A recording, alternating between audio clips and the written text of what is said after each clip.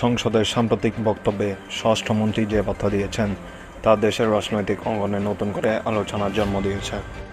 বিশেষ করে আওয়ামী লীগকে ঘিরে তার বক্তব্যে এমন সাধারণ মানুষ থেকে শুরু করে বিশ্লেষকদের মাঝেও ব্যাপক আগ্রহ তৈরি করেছে। স্বরাষ্ট্রমন্ত্রী তার বক্তব্যে বলেন, দেশের আইনশৃঙ্খলা পরিস্থিতি বজায় রাখতে সরকার সবসময় সতর্ক অবস্থানে রয়েছে। তিনি স্পষ্টভাবে উল্লেখ করেন যে কোনো রাজনৈতিক দল তা যত বড় হোক না কেন আইনের ঊর্ধ্বে নয়। আওয়ামী লীগের প্রসঙ্গ তুলে তিনি বলেন, দলটির ঐতিহ্য ও ভূমিকা দেশের স্বাধীনতা এবং উন্নয়নের গুরুত্বপূর্ণ হলেও বর্তমান পরিস্থিতিতে আইন মেনে চলা সবার জন্য সমানভাবে প্রযোজ্য।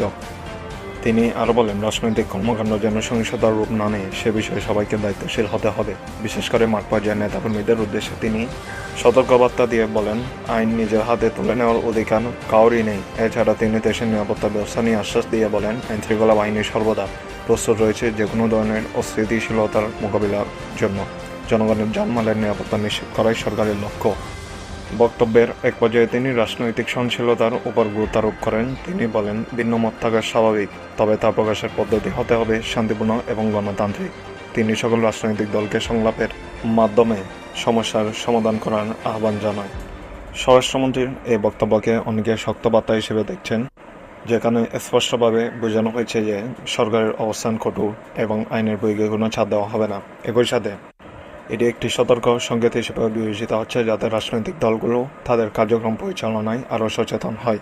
সব মিলিয়ে সংসদে দেওয়া এই বক্তব্য দেশের বর্তমান রাজনৈতিক পরিস্থিতিতে গুরুত্বপূর্ণ প্রভাব ফেলবে বলে মনে করছে বিশ্লেষকরা। এখন দেখার বিষয়, এই বার্তার পর রাজনৈতিক দলগুলো কীভাবে প্রতিক্রিয়া জানায় এবং দেশের রাজনৈতিক পরিবেশ কোন দিকে এগিয়ে যায়।